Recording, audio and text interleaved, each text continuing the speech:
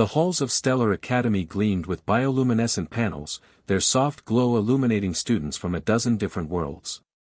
Among them walked Marcus Chen. No, Marcus had changed his name to just Mark now, tired of explaining Earth naming conventions.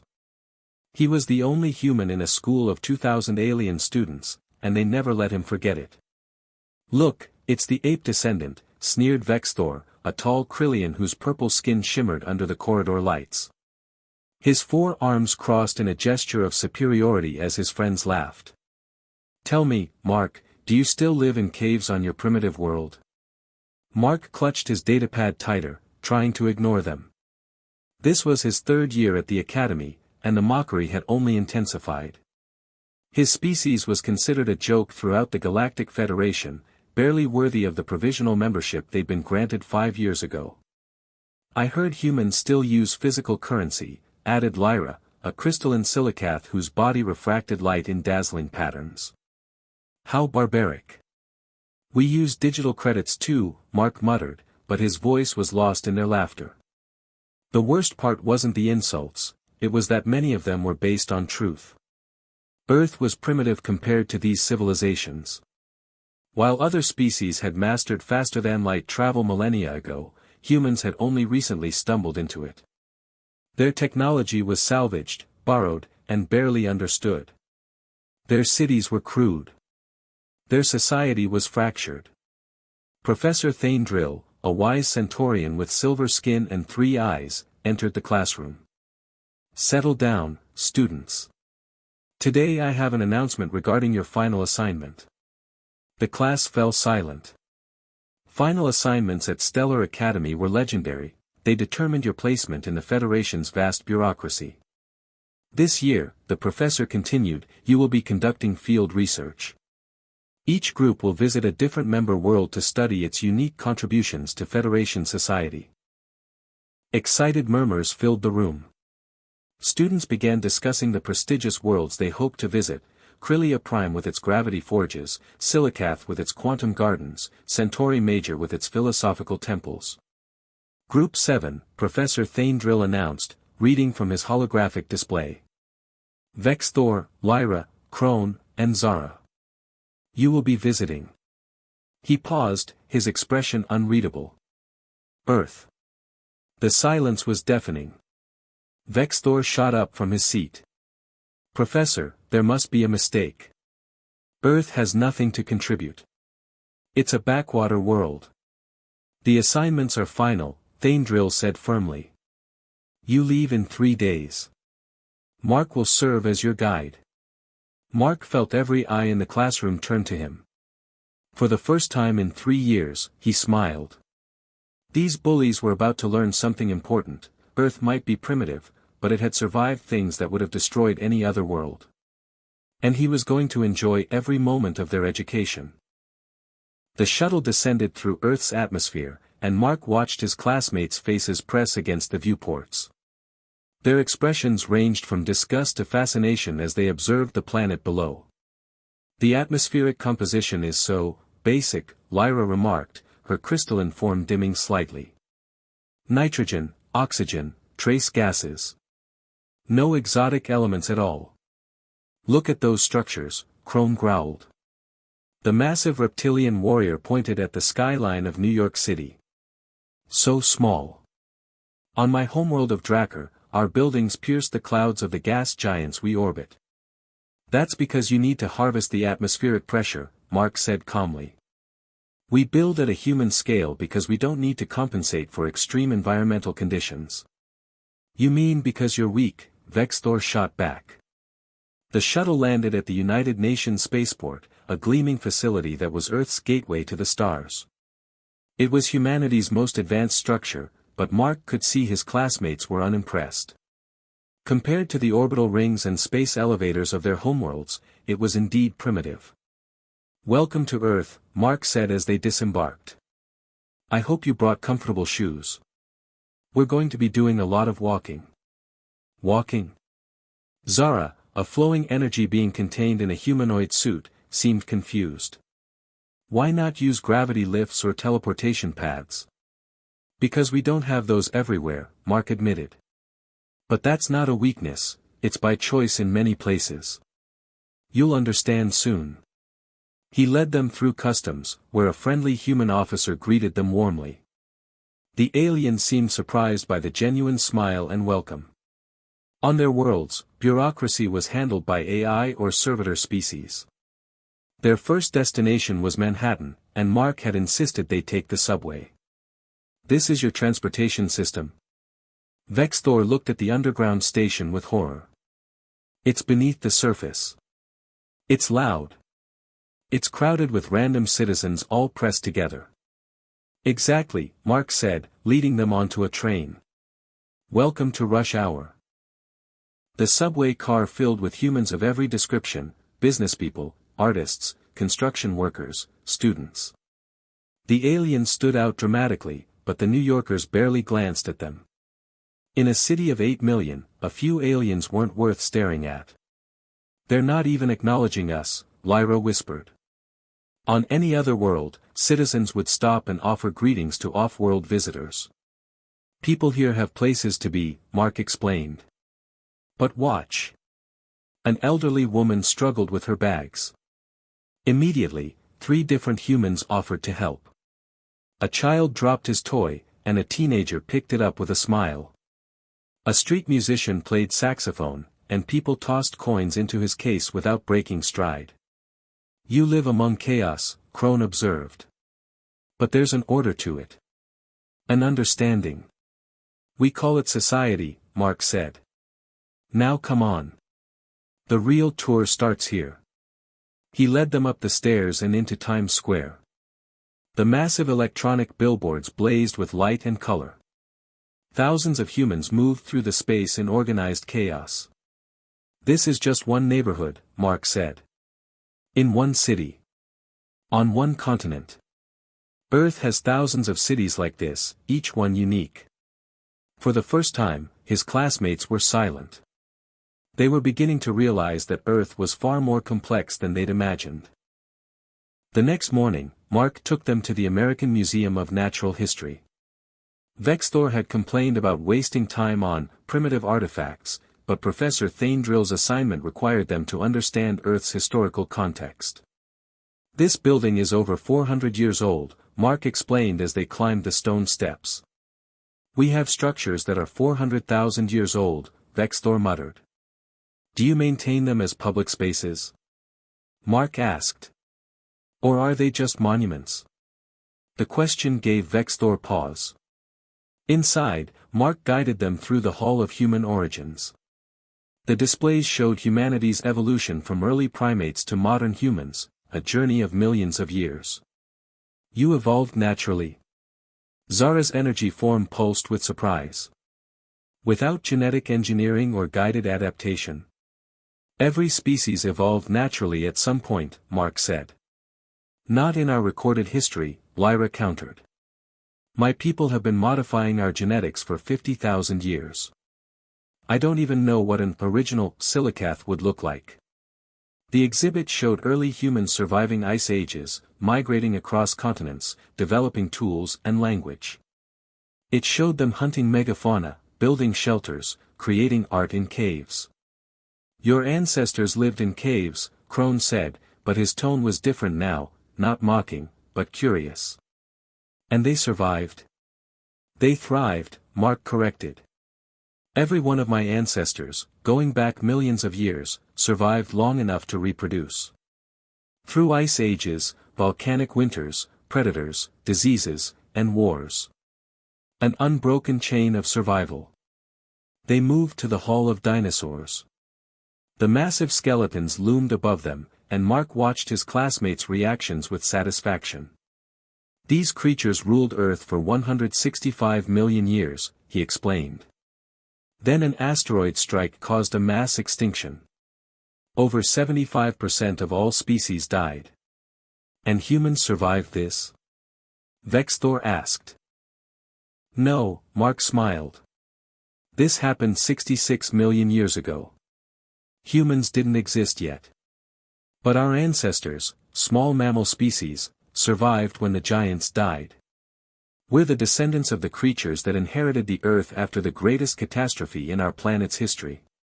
He led them through more halls, the age of mammals, the rise of primates, the spread of humans across the globe.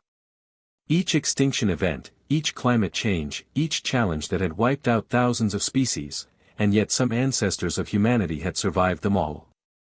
Your world tried to kill you, Lyra said softly. Over and over again. And we're still here, Mark said. Earth isn't a gentle world. It's a crucible. Everything here either adapts or dies. They spent the afternoon in the museum, and Mark noticed his classmates were no longer making jokes. They were taking notes, asking questions, genuinely trying to understand. As they left, Crone stopped at the museum's motto carved in stone: truth, knowledge, vision. These are Federation values, the warrior said. But you developed them independently. We developed them because we needed them, Mark replied. When your world is trying to kill you, truth becomes valuable. Knowledge becomes survival. Vision becomes hope. The seeds of understanding were beginning to grow. Today's visit is mandatory for your research, Mark announced the next morning. We're going to Mount Sinai Hospital. A medical facility? Vexthor groaned. What's the point? Your medical technology is centuries behind ours. That's exactly why we're going, Mark said cryptically. The hospital was a massive complex in Manhattan, bustling with activity. Mark had arranged for them to meet Dr. Jennifer Walsh, the chief of emergency medicine. Welcome, Dr. Walsh said warmly. She was in her 50s, with tired eyes that had seen everything. Mark tells me you're studying Earth's contributions to the Federation. I'm not sure what we can offer, given your advanced technology. That's what I told him, Vexthor said. Dr. Walsh smiled. Well, let me show you something interesting. Follow me. She led them to the emergency room. It was controlled chaos, doctors and nurses moving efficiently between patients, monitors beeping, families waiting anxiously. We're currently treating 47 patients, Dr. Walsh explained. Multiple trauma cases from a construction accident, a heart attack, a stroke, 3 infections, and various other conditions. Your AI systems must be overwhelmed, Lyra observed. We don't use AI to make medical decisions, Dr. Walsh said. We use human doctors. The aliens exchanged confused glances. But why? Zara asked. AI is faster, more accurate, has access to every medical database. And lacks intuition, Dr. Walsh interrupted. Watch. She brought them to a patient, an elderly man with chest pain. The monitors showed stable vitals. An AI diagnosis would have sent him home. Mr. Rodriguez, Dr. Walsh said gently. Tell me about your pain again. It's not bad, Doc. Probably just indigestion. But something feels different. Yeah. I can't explain it. Just, wrong. Dr. Walsh immediately ordered cardiac enzymes and an EKG. 20 minutes later, they discovered a developing heart attack that hadn't shown up on initial tests. I've been a doctor for 30 years, Dr. Walsh explained to the stunned aliens. That patient said something felt wrong. No AI would have caught that. But I've learned to trust the human element, both in my patients and in myself. She showed them more cases. A child whose stomach ache was appendicitis, caught because a nurse noticed she was lying too still. A man whose anxiety was a pulmonary embolism, diagnosed because a doctor recognized the fear in his eyes was different from typical panic. On Krylia Prime, medical errors are virtually eliminated through AI, Vexthor said. Here, you rely on feelings. We call it clinical judgment, Dr. Walsh said. Yes, we make mistakes sometimes. But we also catch things that pure logic would miss. Medicine isn't just data, it's about understanding suffering, fear, hope. It's about connecting with another being who's vulnerable. She took them to the pediatric ward, where human doctors sat with sick children, explaining procedures in simple terms, offering comfort. To the ICU, where families held the hands of dying loved ones, and doctors cried with them. Your efficiency is lower than ours, Crone observed. But your compassion is higher. Efficiency isn't everything, Dr. Walsh said. These people aren't problems to be solved. They're individuals facing crises. Sometimes what they need isn't just the right treatment, it's knowing someone cares. As they left, Mark noticed his classmates were quieter than usual. They had just witnessed something their advanced civilizations had optimized away, the human touch in the face of suffering. Mark took them to a public elementary school in Brooklyn. The building was over a century old, with worn steps and faded paint, but it was alive with the sound of children. Why are we here? Lyra asked. Surely your educational facilities are even more primitive than your other systems. Just observe, Mark said. Principal Thompson greeted them warmly and gave them visitor badges. We're honored to host off-world visitors. The children are very excited. They were led to a fifth-grade classroom where 30 students sat at desks. The teacher, Ms. Rodriguez, was in the middle of a history lesson. Who can tell me why the Apollo missions were important? She asked. Hands shot up. A girl with glasses spoke, because we went to the moon even though it was really hard and dangerous. That's right, Maya. We chose to do it not because it was easy, but because it was hard. Vexthor whispered to Mark, your lunar missions were 200 years ago. We had faster-than-light travel before your species left its planet. Keep watching, Mark whispered back. Ms. Rodriguez continued, who can tell our visitors about the Challenger disaster? A solemn mood fell over the class. A boy raised his hand. 7 astronauts died when the shuttle exploded. One was a teacher, like you. That's right, James. Krista McAuliffe was going to teach from space. She knew the risks, but she went anyway. That's courage. The children learned about failures and tragedies alongside successes. The lesson wasn't sanitized or simplified, it was honest. On my world, Zara whispered, educational downloads are transmitted directly to young minds. They learn facts instantly. But do they understand them? Mark asked. During recess, the aliens watched children play. It was chaotic, kids arguing over rules, forming teams, negotiating, compromising, sometimes fighting and making up. There's no supervision structure, Crone observed. On Drakkar, young warriors train in organized cohorts with strict hierarchies. Look closer, Mark suggested. A girl had fallen and scraped her knee. Immediately, 3 other children ran to help her. One got a teacher, another offered comfort, a third retrieved the first aid kit. They self-organize, Lyra said with wonder. Without commands or protocols. They learn empathy by practicing it, Mark explained. Not from a download or lecture. The principal took them to an art room where children were painting. The walls were covered with colorful, imperfect, wildly creative artwork. This one is interesting, Principal Thompson said, pointing to a painting of what looked like a spacecraft. Tommy's design for a faster-than-light engine. Completely impossible, of course, but... Actually, Vexthor interrupted, studying the painting more closely, the basic principle here is similar to Krillian vortex drives. This child independently theorized something it took my species 10,000 years to develop. The principal smiled. We encourage imagination. Sometimes children see possibilities adults have forgotten. In the cafeteria, the aliens watched students from dozens of different backgrounds, different races, cultures, economic situations, all eating lunch together, trading snacks, laughing at jokes. Your species is highly diverse, Zara observed. Don't you face constant conflict? Sometimes, Mark admitted. But we're learning. This school has kids from families who speak 40 different languages at home. They're learning to be citizens of a diverse world. We have 100 species in the Federation, Lyra said softly, but we stay separate. We don't mix like this.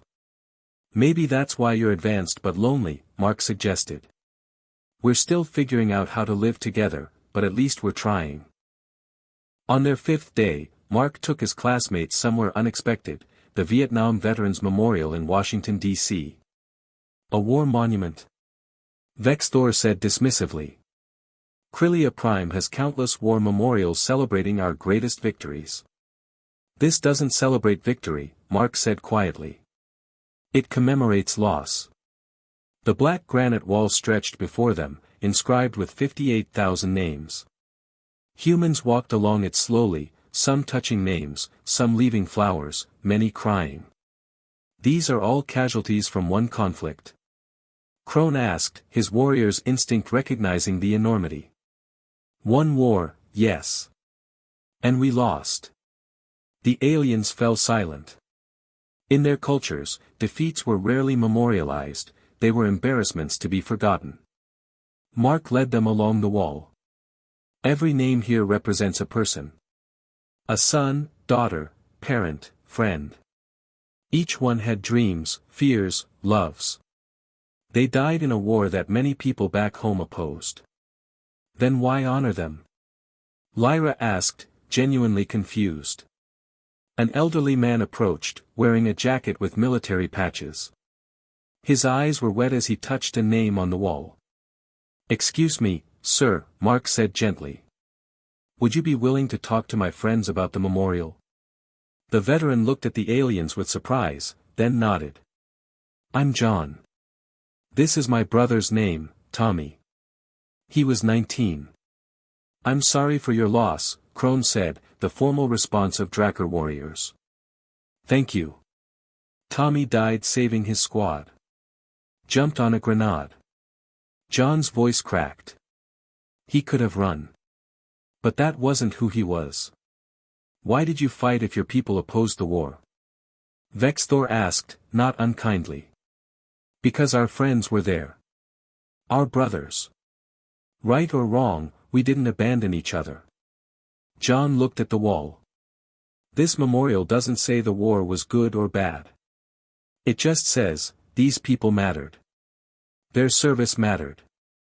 Their sacrifice mattered. He pointed to other visitors, veterans in wheelchairs, families with photos, school children on field trips. We come here to remember. Not to glorify war, but to honor those who endured it. Mark took them to the Lincoln Memorial next, where they read the Gettysburg Address carved in stone, that these dead shall not have died in vain. Your species remembers its failures, Zara observed. We erase ours from databases. Because forgetting is easier than learning, Mark said. These memorials aren't about pride. They're about memory. We remember the cost of war so we think twice before starting another one. They visited Arlington Cemetery, where row upon row of white markers stretched across rolling hills. A funeral was in progress, military honor guard, folded flag, a widow receiving it with trembling hands. Why does she preserve that fabric? Lyra asked. Because it represents something larger than cloth, Mark explained. Duty. Honor. Sacrifice. Belonging to something greater than yourself. As the sun set, they sat on the steps of the Lincoln Memorial looking over the reflecting pool toward the Washington Monument. My people fought the Dominion Wars, Crone said quietly. Millions died. We have no memorials. The victories are celebrated, the losses forgotten. Warriors die, new ones replace them. No one touches walls and weeps. Sounds efficient, Mark said. It sounds empty, the warrior replied. On their final day, Professor Thaindrill arrived via shuttle for their presentations. The class gathered in a conference room at the UN building, where each group would present their findings about their assigned world. Other groups went first, delivering polished presentations about quantum technologies, gravitational engineering, and philosophical frameworks from advanced worlds. Then it was Group 7's turn. Vexthor stood at the podium, and for the first time since Mark had known him, the proud Krillian seemed uncertain. Our assignment was Earth, he began. We expected to find a primitive world with little to offer the Federation. We were wrong. He brought up holos of their week, the subway, the museum, the hospital, the school, the memorials. Earth is primitive by our standards, Vexthor continued. Their technology is basic. Their cities are small. Their space presence is minimal. By every metric we use to measure advancement, they should be irrelevant. So what did you find? Professor Thaindrill asked. Lyra stood up, her crystalline form pulsing with light. We found that humans are still becoming. Every other species in the Federation reached a plateau. We optimized ourselves with technology, genetic engineering, AI integration. We became perfect, and then we stopped growing. Humans are messy, Crone added, his deep voice resonant. They make mistakes. They feel pain. They struggle. But this struggle makes them strong in ways we've forgotten. Zara's energy form swirled. In our hospital visits, we saw human doctors using intuition and empathy where we would use algorithms. They were less efficient but more effective at actual healing. They understood that medicine is about more than fixing bodies, it's about comforting souls. In their schools, Lyra continued, children learn through experience and failure. They develop creativity and empathy organically. They're not programmed, they're nurtured.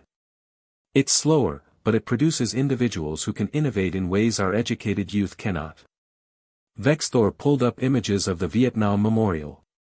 Humans remember their mistakes. They honor their losses. They learn from suffering instead of deleting it from their history. This makes them wiser than their technology would suggest. He turned to face Mark directly. I mocked you, Mark. Called your species primitive. Called you weak. I was judging strength by the wrong metrics. Explain, Professor Thaindrill said, leaning forward with interest. The Federation species are ancient and powerful, Vexthor said. But we're also stagnant. We've had peace for millennia because we've eliminated risk. We've eliminated inefficiency, struggle, pain. We've eliminated the things that drive growth. Humans live on a world that constantly challenged them, Crone said. They evolved not through careful genetic planning but through survival. They built civilizations that rose and fell. They made terrible mistakes and learned from them. Every disaster, every war, every failure taught them something. They're still teaching themselves, Zara added. Still struggling with diversity, with justice, with sustainability. But they're engaged in the struggle. They haven't given up and automated the hard questions. Lyra projected a comparison chart. Federation species have been stable for tens of thousands of years. Our technology advances, but our societies don't change. Humans have transformed their entire civilization a dozen times in the last 500 years alone. They're evolving faster culturally than any species in recorded history. What is Earth's contribution to the Federation? Professor Thaindrill asked, the central question of the assignment. Vexthor met his teacher's three eyes. Hope. Elaborate. The Federation is dying, Vexthor said boldly. Not literally, but spiritually. We've achieved everything, so nothing excites us. We've eliminated all problems, so we've lost purpose. We're immortal, invincible, and utterly bored.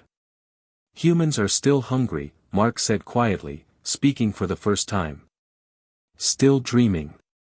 Still fighting. We look at the stars and see possibilities, not obligations. We haven't achieved everything, so everything still matters to us. Their art reflects this, Lyra said, showing human paintings, music, literature. It's raw, emotional, unpolished. It speaks of yearning, of reaching for something greater. When did any Federation species last create art like this? Their scientists work with primitive tools but boundless enthusiasm, Zara added. I spoke with a human physicist who's been studying quantum field theory for 40 years, still not solved. She was excited about it. When did a Federation scientist last spend 40 years excited about an unsolved problem? Crone stood at his full, impressive height. As a warrior, I was taught that strength is about power, discipline, military might. Earth taught me that strength is also resilience, adaptation, and the courage to remain vulnerable. Humans are strong precisely because they can be hurt. The room was silent. Other students, who had spent the week visiting gleaming Federation worlds, looked uncomfortable. They recognized the truth in what Group 7 was saying. Professor Thaindrill stood slowly. Group 7, you have presented the most important finding any class has ever delivered. You've identified something the Federation desperately needs to understand. He turned to address the full class. We invited humanity into the Federation because we felt sorry for them, a primitive species that needed protection and guidance. But perhaps we need them more than they need us. Perhaps their primitiveness is actually youth. Potential. The very thing we've lost. Mark felt tears prick his eyes. For 3 years, he'd endured mockery and isolation. And now, finally, they understood. Vexthor approached him after class, his 4 arms extended in the Krillian gesture of deep respect. Mark, I apologize. I was cruel because I was ignorant. I measured you against the wrong standards. We're still primitive, Mark said with a slight smile. No, Vexthor corrected. You're still growing. There's a difference. And maybe that's exactly what the Federation needs to remember how to do. As the Stellar Academy students boarded their shuttles home, they carried with them a new understanding. Earth wasn't the backwater they'd thought, it was a reminder of what all species had once been, and what they'd lost in their climb to perfection. And Mark, the lone human student, was no longer alone. He was a bridge between the ancient, stable Federation and the young, chaotic promise of humanity. Sometimes the student teaches the teacher. Sometimes the primitive shows the path forward. Sometimes the species everyone mocks turns out to be exactly what everyone needs. Earth had joined the Federation not as a charity case, but as its salvation. The end.